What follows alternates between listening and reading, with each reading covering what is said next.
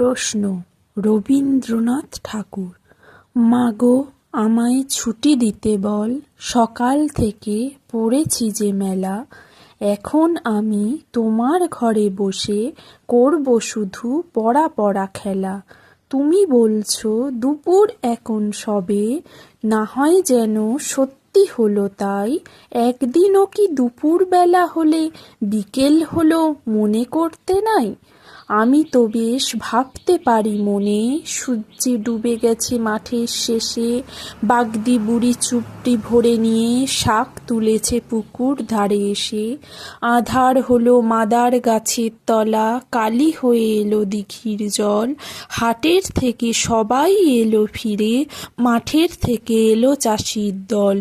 মনে কর না উঠল সাঁঝের তারা, মনে কর না সন্ধে হলো যেন। রাতের বেলা দুপুর যদি হয়